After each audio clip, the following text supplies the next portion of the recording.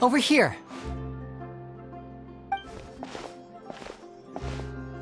Lynette's not joining us today?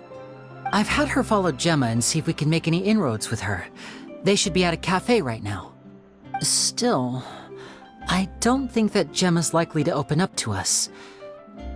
So, we need a contingency plan.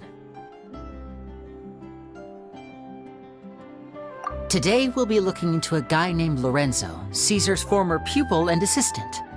When Caesar passed away, all the stolen goods discovered in his home were confiscated and returned to their rightful owners.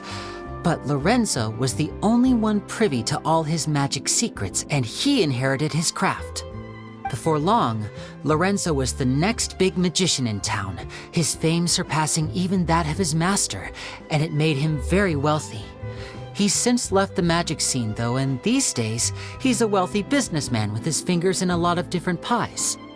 I had to pull a lot of strings, but I managed to get him to agree to a couple of drinks with me. Be warned though, I hear he's got a hair-triggered temper. We'd best be careful.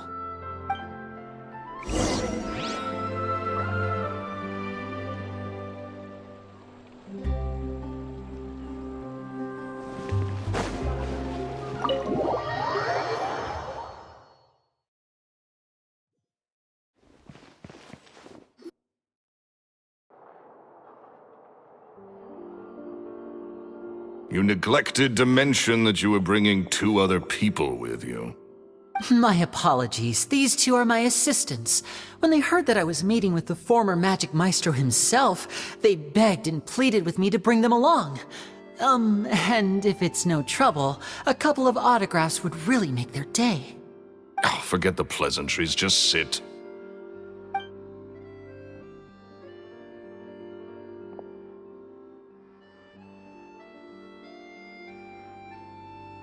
Get a load of this guy. Forget the pleasantries, he says, but he looks pretty happy about Lenny stroking his ego. I only agreed to meet since we're both magicians. Do me a favor and cut to the chase. I have more important things to do than drinking. Much obliged, sir. As it happens, the matter I want to address is also related to magic. Yesterday morning, a warning letter from the Phantom Weasel appeared on the entrance to the Opera House. He claims to be planning something for the same evening that I'm scheduled to do a magic show there. As such, I believe that I may well be his target. I have to get to the bottom of this to ensure that my show can go ahead as planned. Naturally, any investigation into the Weasel starts with a few questions about Caesar, who... What is there to investigate? Caesar was the Weasel and he's been dead for 10 years. So what if some sick creep thought it'd be funny to write a warning letter? It changes nothing. Are you trying to tell me you actually bought it?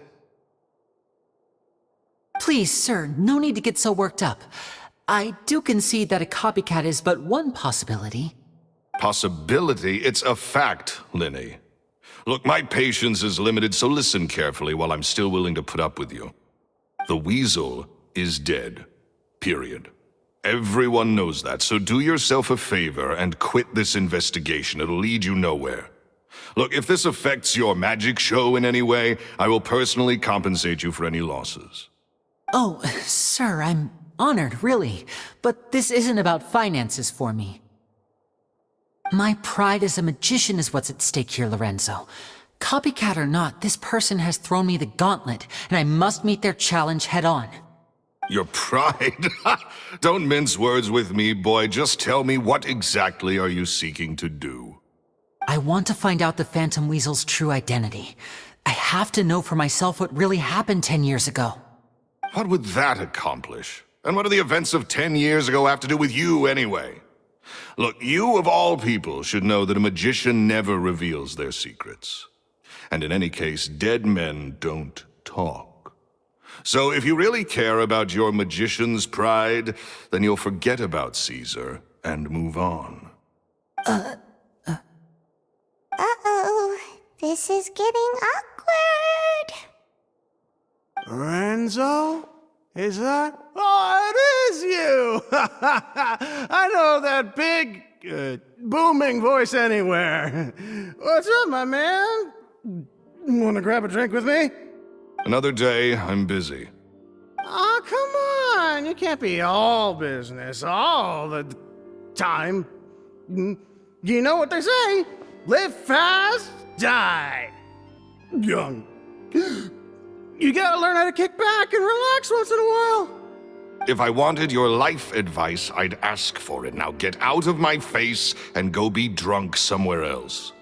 Sorry, my good sir. I don't believe I've had the pleasure. Oh, hey! Edmondo. He and I are business pals. We worked together a bunch of times. This is your first time meeting him? Oh, he's always like this. Foul-mouthed and hard-nosed. Never heard a kind word out of this guy the whole time I've known him. And he wonders why he can't get a girlfriend, despite being, what, pushing 40, 30, something? Anyway, point is, a lot older than when he first got rejected by the girl he was into. And he's still into, from what I hear. Shut up and get out of my face. Another word out of you and you can forget about doing business with me ever again. Do I make myself clear? Sorry, I may have had a little too much to drink. All right, I'm gonna leave. Don't work too hard.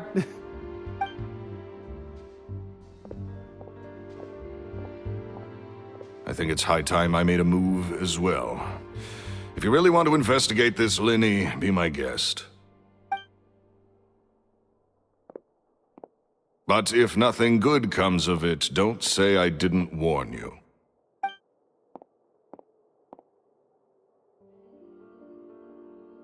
Well, that fell to pieces in a rather spectacular fashion. Any thoughts?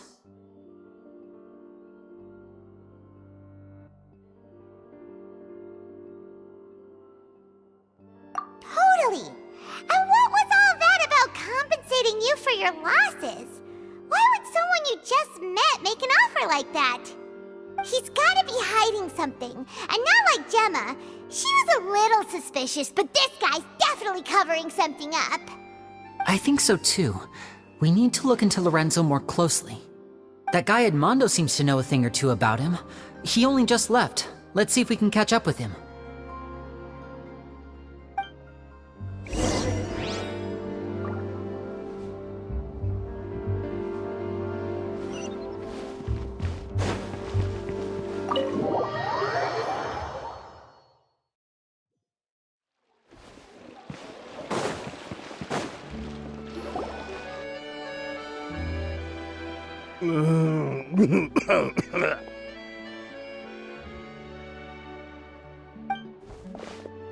You okay there? Who are you? Oh, it's you guys. Don't worry about me. I must have had one too many.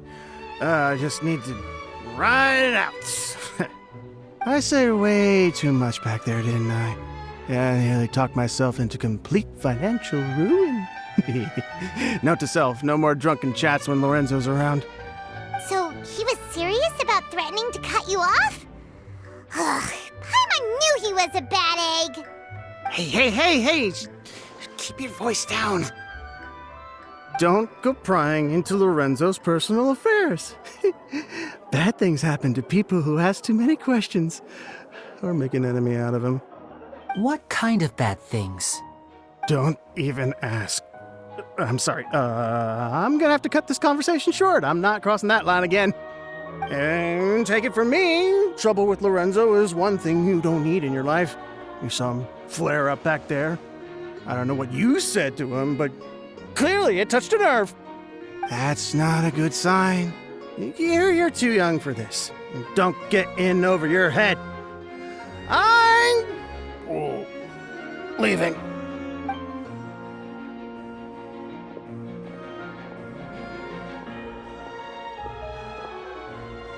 And there he goes.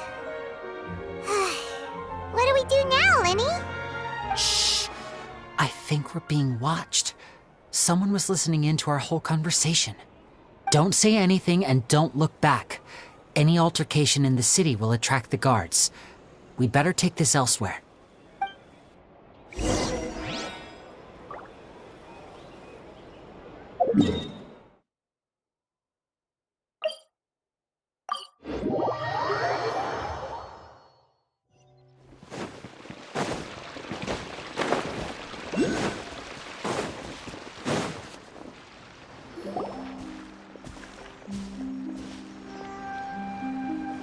You followed us a long way. Why don't you come out and introduce yourselves? So you're Linny. And where's your sister? Ain't she with you today? Save us the trouble and go fetch her for us. Let's not drag this out. Paimon doesn't like the tone of your voice, mister! Who sent you, huh? Save your questions, missy. You ain't gonna need answers where you're going. Capiche? Looks like we can't avoid this fight. Now, I'm not the strongest fighter, so I hope you're ready to back me up. Don't worry, we got this!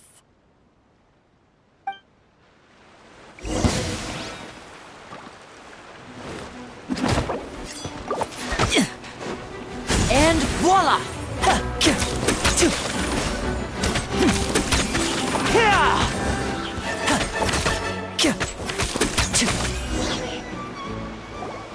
Curses. They're tougher than we thought. Vision wielders are always trouble. Intimidation ain't gonna work like it did on the lady. Come on, let's scram!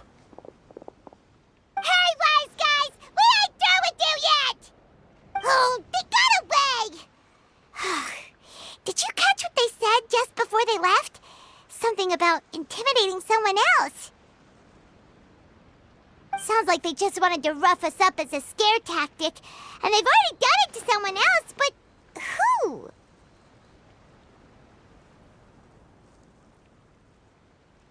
You're right. She was injured when we saw her yesterday, and she acted like she had something to hide. Maybe she was too scared to tell us the truth because those guys had threatened her. Well, if that's the case, she should be more willing to open up to us once she learns that those thugs won't be bothering her anymore. Let's head back to the cafe and see if we can get any information from her.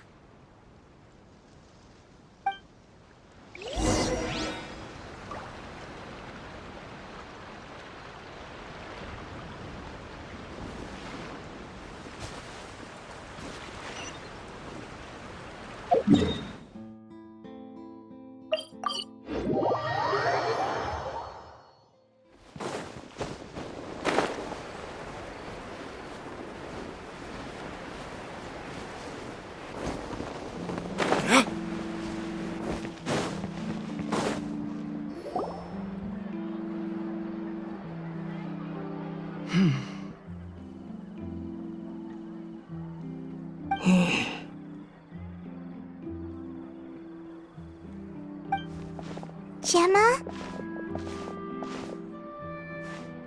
You again. What is it this time? We just ran into the men who've been threatening you, and we gave them a taste of their own medicine. So, you can relax now. We're here to protect you. What? Why? I didn't tell you anything. Why would they come after you? Sounds like they're no strangers to you. That's putting it mildly. I know them all too well, and I hate them with every fiber of my being. It's been 10 long years, and still every time I try to look into Caesar's death, they show up and warn me not to do anything stupid. How do I know I can trust you? Do you really think you can get to the bottom of it all? And why are you doing this? I'm afraid I can't reveal all the details just yet, but I can promise you this. I will expose the Phantom Weasel's true identity. Because you see, this is a personal matter of the utmost importance. I give you my word. Trust me. Okay. How can I help you? I've heard that Caesar used to have a magic workshop where he kept a lot of his personal effects. If possible, I'd like to take a look at them. Do you know where it is? The Fleuve Cendre. But the place was sealed up by the police after his death, and no one's been there since. I also know that the Fleuve Cendre is dangerous territory. Lots of hostile groups lurking around. If you're serious about going there, please be careful. Understood. Lynette, you stay here and take care of Gemma. Don't let her come to harm.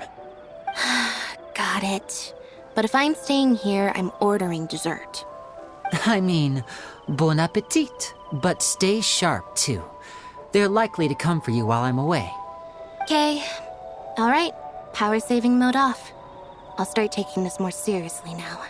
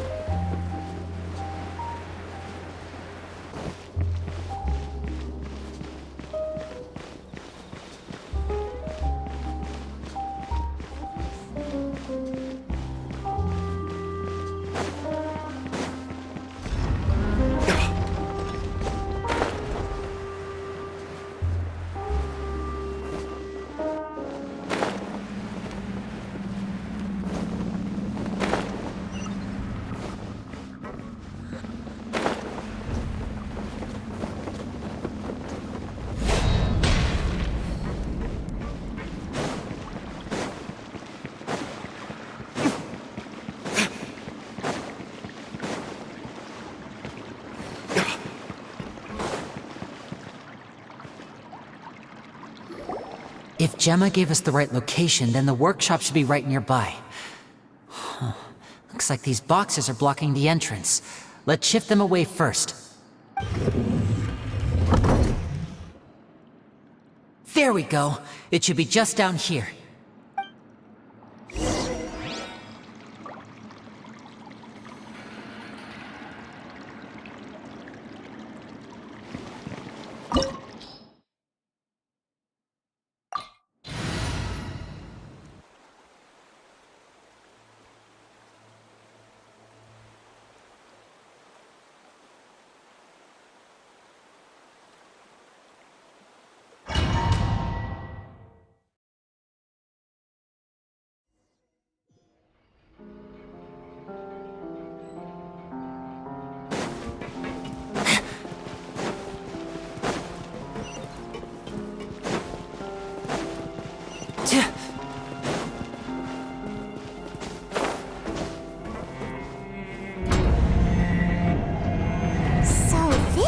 Caesar's workshop. Nothing suspicious here, just normal magic props. Let's head in further. What was that? Oh, is this one of Caesar's gadgets? Guess we must have triggered some sort of device.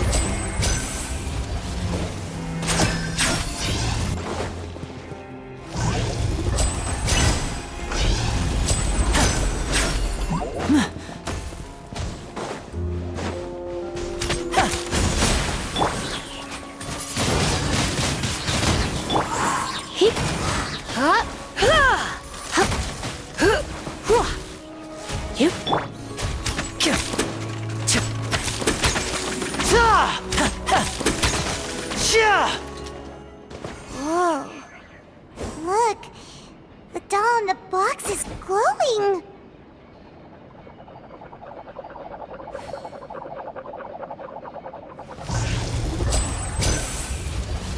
There's something written on the card on this doll. Let's take a closer look.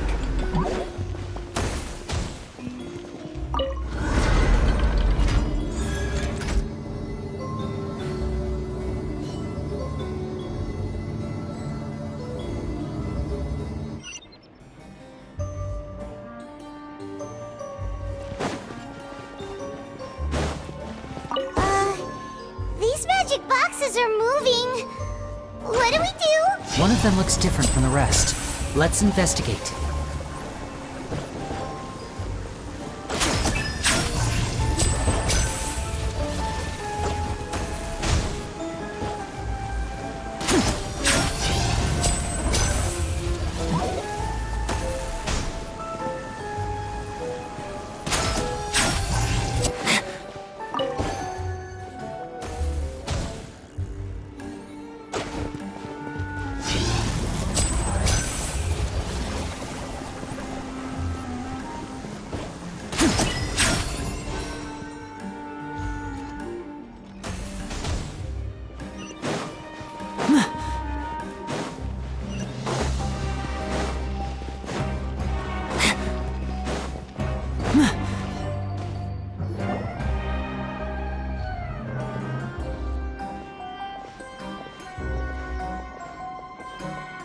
That's weird.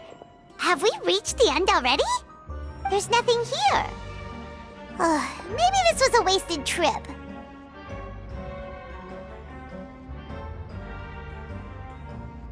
This place seems a little too ordinary for a magician's workshop.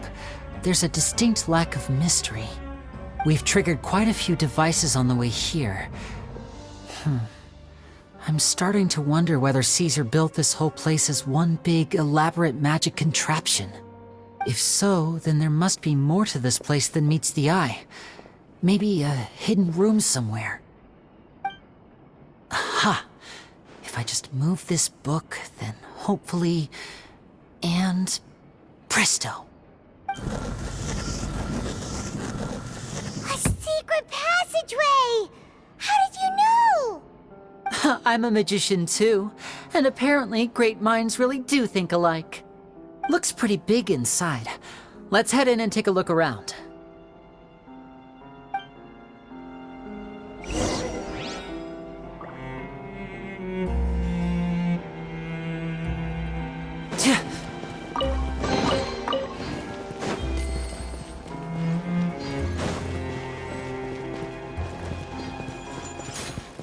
Now disappear!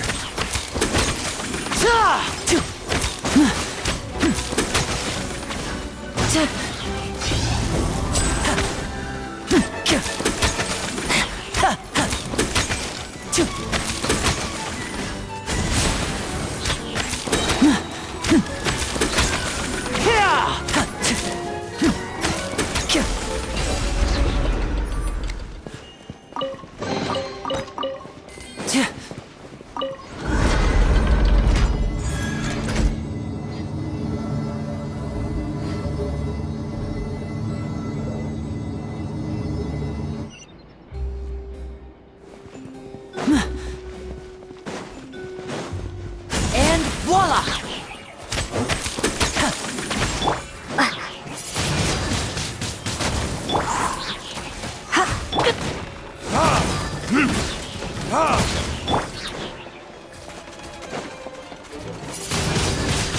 Windblade!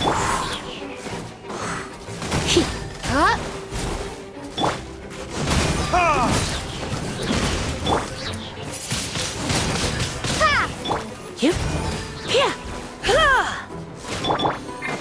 Now disappear!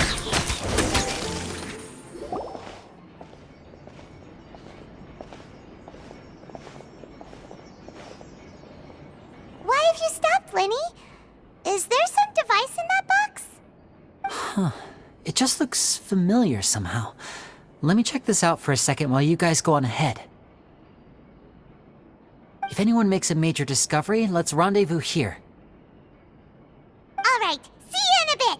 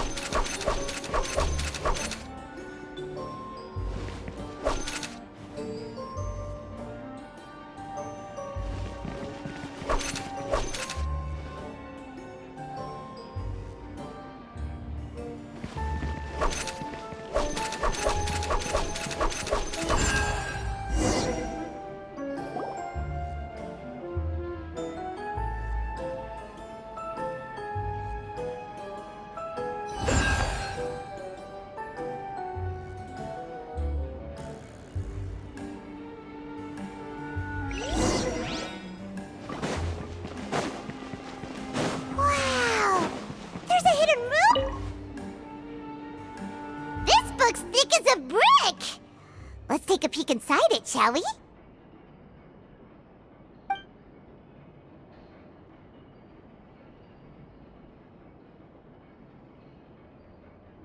At one of my shows a few days ago, a child asked me how I pulled candy out of my hat. As a joke, I told the kid that the hat has a built-in wish-granting machine. Next thing I know, today a whole bunch of kids were pestering me to pull all sorts of things out of the hat. So I told them another white lie.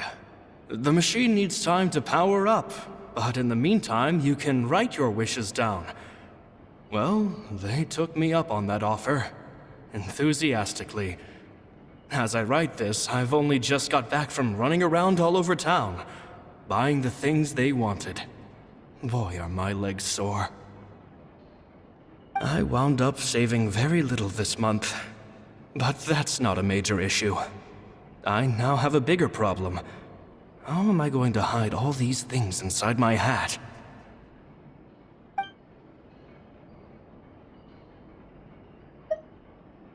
Two children came to talk to me after today's show.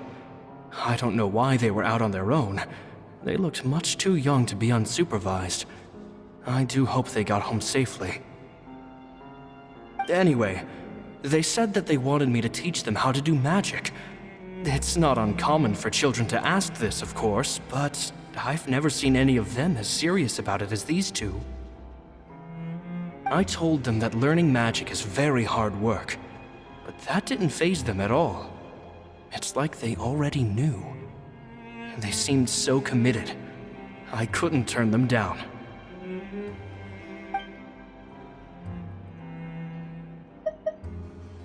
It seems like something's bothering Lorenzo lately, but he won't open up to me about it.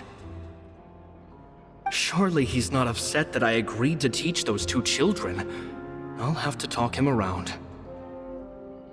I have a good feeling about those kids. They're naturally talented, and it seems like they're not new to the world of magic. They have all sorts of fantastic ideas. All I'm really doing is helping them develop a more professional standard training plan. They wanted to call me Master, but I told them they absolutely mustn't. Any magician worth their salt could have taught them what I have. They're the geniuses here. Compared to them, I don't deserve to be called any sort of master. With time, I have no doubt that they could become far greater magicians than I. My only concern is why they're so mature for their age. I fear they've had to grow up too fast. I don't dare to imagine what they must have been through. Gemma thinks so too. She doesn't like being around them. Says that their eyes are too piercing. They don't bother me, but then again, I've never been the sharpest tool in the shed.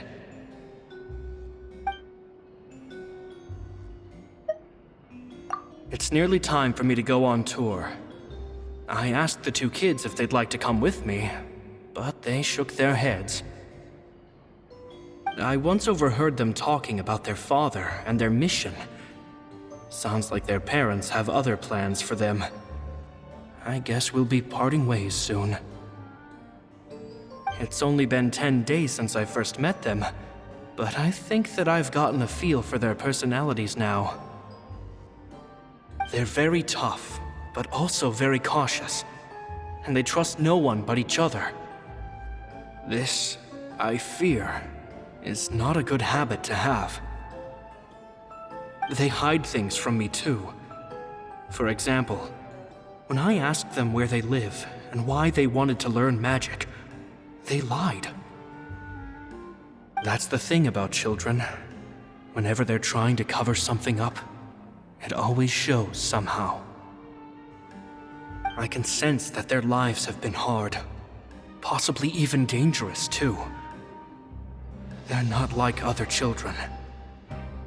It's a shame that I can't do more to help them. After thinking things over, I decided to tell them a bit about how I see the world. It's full of lies and falsehoods, and that is why we must find our own truth. P.S.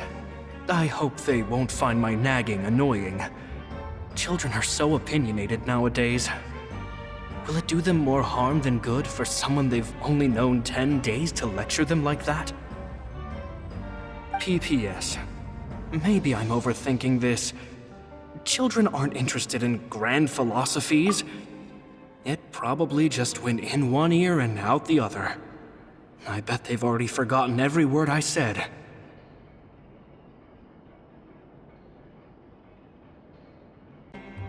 Oh, Caesar, Caesar. Just mind your own business next time.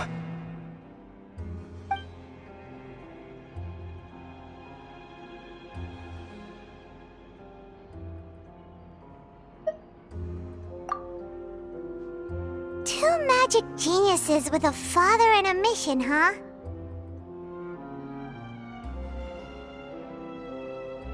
Sounds a lot like he was writing about Linny and Lynette, don't you think?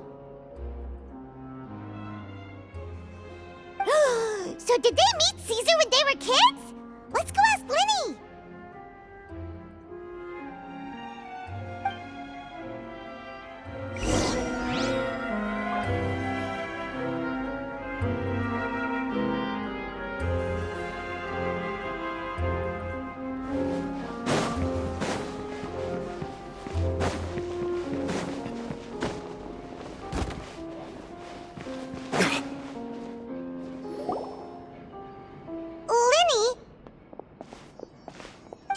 Hold that thought. As I expected, there's a lot of fishy things going on in this place. Fishy? Uh-oh, what have you found? All in good time. Before we go over our new leads, I want to tell you how a high-altitude escape is performed. First, the magician slots themselves into a magic box in full view of the audience. The box is then suspended high in the air, and a short while later, the base automatically opens. At this point, a dummy will fall out of the box, but it looks real enough to grab the audience's attention, and they start wailing and screaming. Meanwhile, the real magician, who has by now blended into the crowd, waits for a good moment to make their appearance and put on a hysterical performance. Oh no! Is that me? Did I just fall to my death? Very vivid description. Paimon can really picture it. And then what? The audience's gaze then turns to the magician, and by the time they realize what's happened, the dummy has vanished, as if everything that just happened was some sort of shared illusion. Of course, that's just how I think the process should work, theoretically speaking.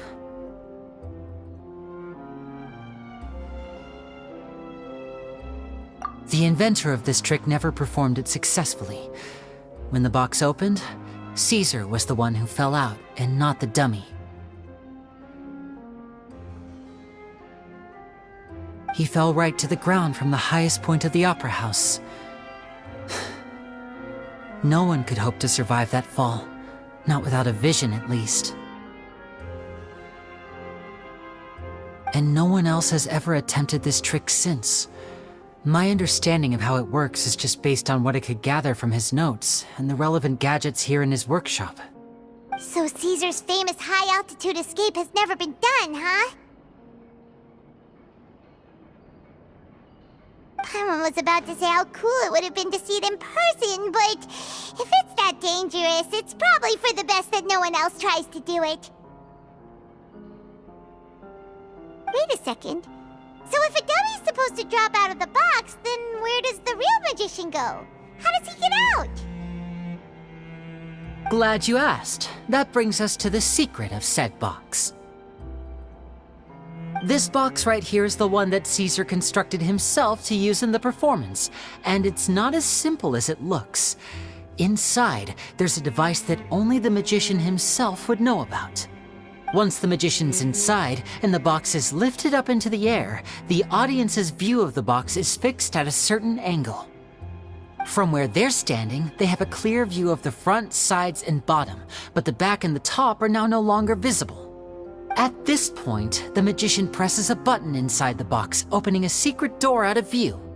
He then escapes through this trapdoor onto the opera house roof, waits for the dummy to fall and distract the audience, and quietly returns to ground level. That's way simpler than Paimon imagined. Even Paimon could probably do it. Well, there's a little more to it than that, of course. The hardest part of this trick is controlling the audience's mood and reactions. That takes an exceptional degree of showmanship. There's the falling dummy, the miraculous reappearance, the pompous performing. Maybe the magician would even have themselves tied up before it begins to strengthen the impression that there's no escape. Many days and nights of careful research and painstaking practice would have gone into this, all culminating in a performance just a few minutes long, but one that still manages to transform the shock and grief of a tragic accident to the joy and laughter of a mesmerizing magic trick. Caesar was a highly accomplished magician, but unfortunately, even he didn't manage to pull it off. So, how did it go so wrong? You said you found some fishy stuff here. Have you figured out what really happened? I can make a pretty good guess. I looked into the case files. The magic box Caesar was using at the time of his death had the secret button I mentioned positioned on the right-hand side. And sure enough, he always used his right hand as his dominant hand in public. Okay, nothing suspicious there. But here's the strange thing. Most of the devices in this workshop have the mechanism on the left-hand side, including this box right here, which leads me to believe that Caesar was in fact left-handed.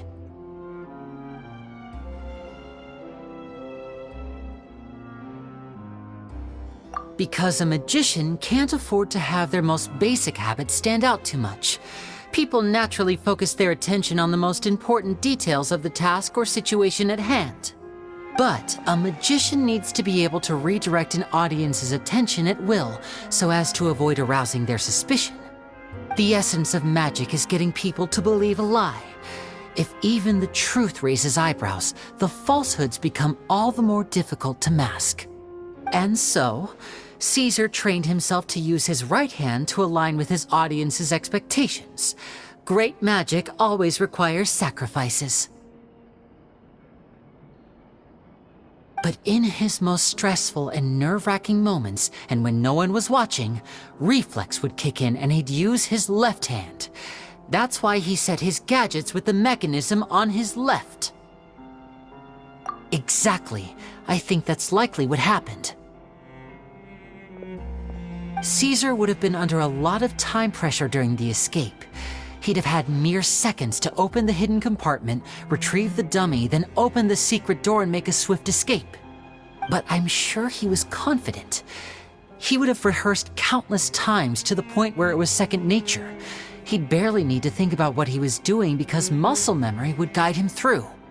So he opened the compartment, took out the dummy, checked everything was in order, and then went to leave. With his left hand, he reached for the button, and suddenly, his heart skipped a beat. It wasn't there. Much like when you reach for your keys but find your pocket empty, his mind needed a moment to process what was going on. Instinctively, his left hand would keep feeling around for the missing button, maybe for another second or two, until the bottom of the box gave way. With the stakes being as high as they were, just a 2-second delay cost him everything. The authorities would find nothing suspicious and conclude that his death was due to his own error. When in reality, someone switched the boxes, and they did it to murder him. But how would they be able to make the switch without being noticed? That would be difficult to pull off, no? It would have to have been someone who knew that he was left-handed, and who could move his props around without arousing suspicion. Someone who was always by his side. Isn't that right, Lorenzo? You just couldn't let sleeping dogs lie, could you? There's not a lot of people who'd go to all this trouble for some magician who died 10 years ago. I didn't want to have to do this, you know. Silencing you the hard way just creates more problems for me to deal with. But I gave you your chance. I hoped you'd do what's good for you and back off like the lady, but you disappoint me. You mean Gemma? So you are the one who's been threatening her! Yes, although however stubborn she might be, she was never much of a liability. But you people, you never even knew him, but for some reason you just wouldn't drop it. Which is why you can't leave this place alive. Take them out, and make it quick. Do your worst!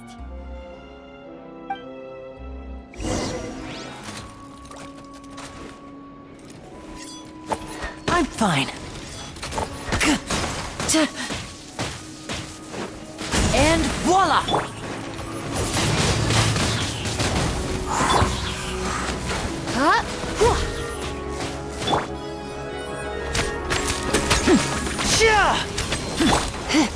Surrender and will be gentle.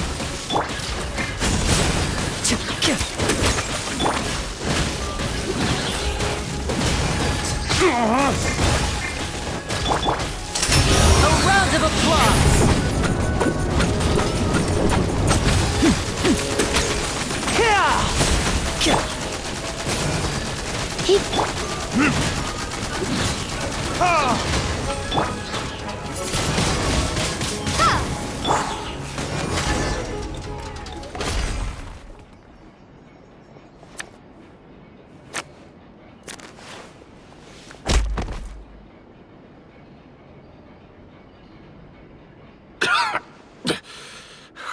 You kids are tougher than you look.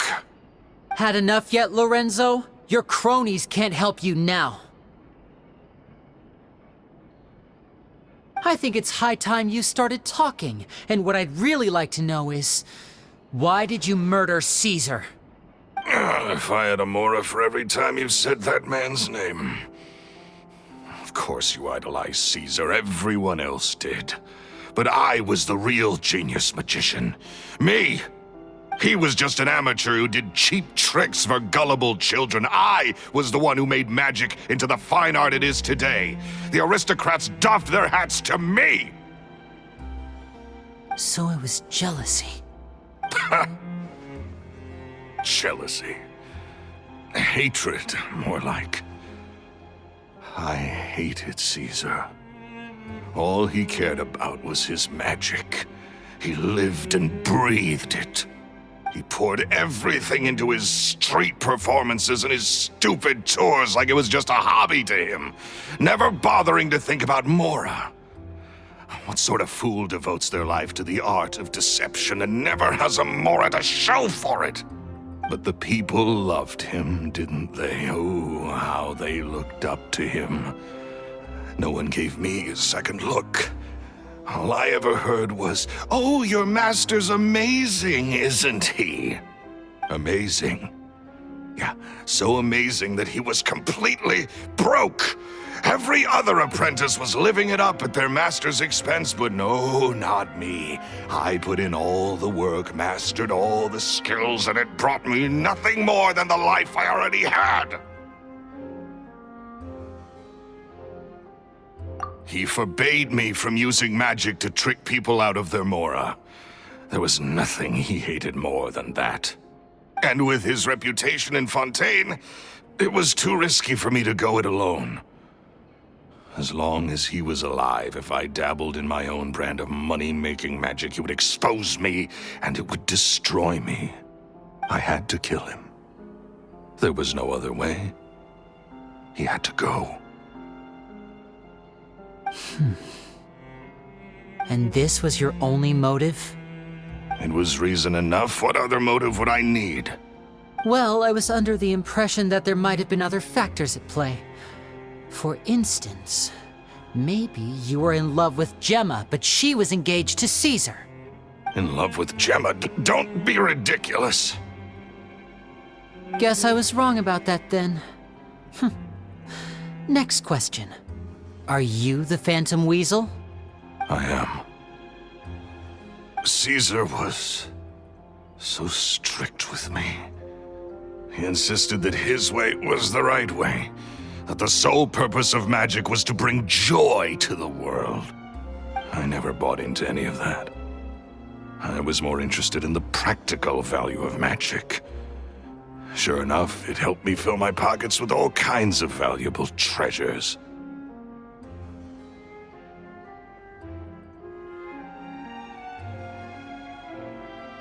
Oh yeah! Charlotte told us that the weasel would steal whatever people valued, no matter how much he was worth. That's just how it looked from the outside.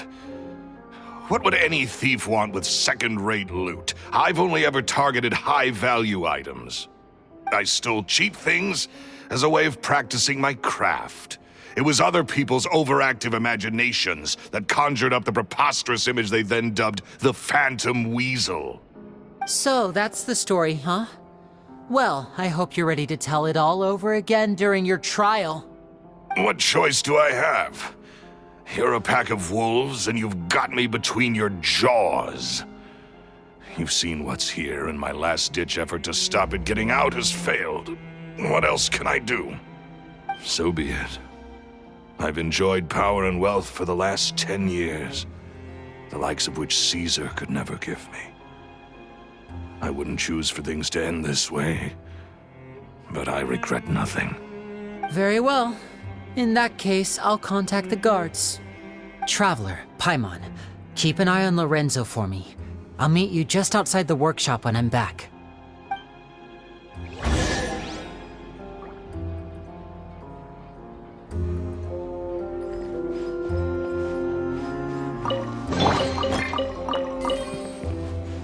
At least I can finally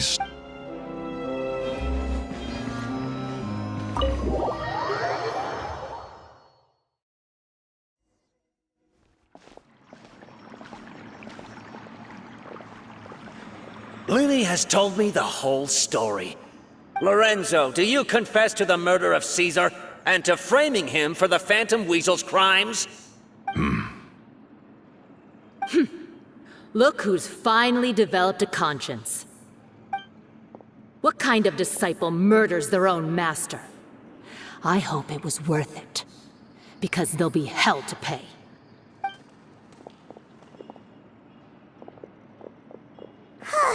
Looks like it's all over. What should we do next, Lenny? Should we start preparing for your show? Let me think. Let's rendezvous with Lynette and Gemma first. With Lorenzo in custody, Gemma will no longer have to fear for her safety. Good point! We should go tell Gemma the good news right away! It'll give her some peace of mind for sure!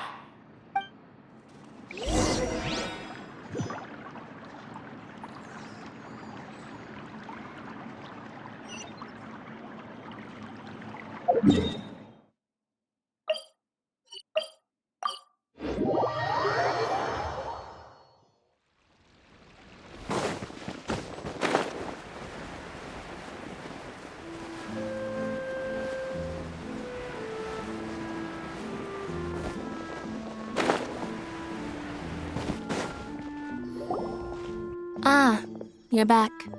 You were so quick. I've only just finished my third dessert. Your third? Lynette, come on, we've talked about this. Everything in moderation. You're not gonna have any room left for dinner now. It's fine. I'll shift to exercise mode and jog off the excess sugar. That's besides the point. Well, it's done now, but try to eat a more balanced diet in the future. Point taken. Did everything go okay? Of course! Lorenzo was no match for us. The guards are taking him into custody as we speak. Gosh, that's amazing. I'm sorry, I still didn't know if I could trust you, but now it seems I can. I had my suspicions about Lorenzo, but It's okay, we understand. He did threaten you. Paimon would find it hard to trust strangers in your position too. But you don't need to be scared anymore. Everything's gonna be okay. Sorry. My emotions are all over the place right now. I've been waiting for this day to come for so long. I always wanted to report Lorenzo.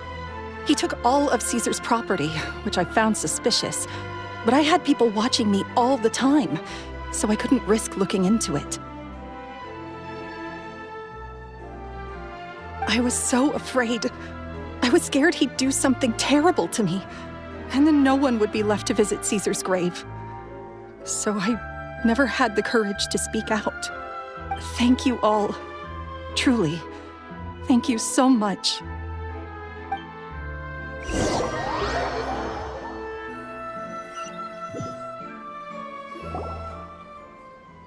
Thank you all for clearing Caesar's name.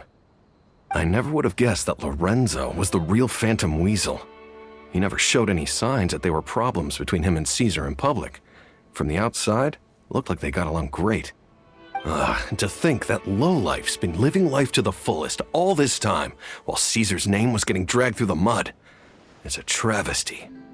At least his soul can finally rest in peace now, thanks to your efforts.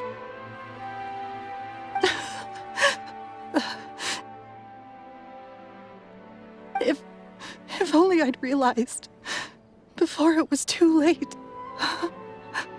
Don't blame yourself, Gemma. This isn't your fault. Yeah, you still have the rest of your life to live. Caesar wouldn't want to see you spending it feeling guilty. Cheer up, Gemma. My brother's doing a magic show at the Opera House tomorrow evening. Would you like to come along? It might raise your spirits. This show will be a special one. We're holding it in Caesar's honor. In Caesar's honor? Really? Oh, thank you. I'll be there. Great. We'll see you tomorrow evening. Traveler, Paimon, don't be late. Don't worry, we'll be there. No way are we gonna miss out on a free magic show. Wait, Paimon feels like we're forgetting something. Oh yeah, Caesar's diary! We never found out if the two kids Caesar got married to.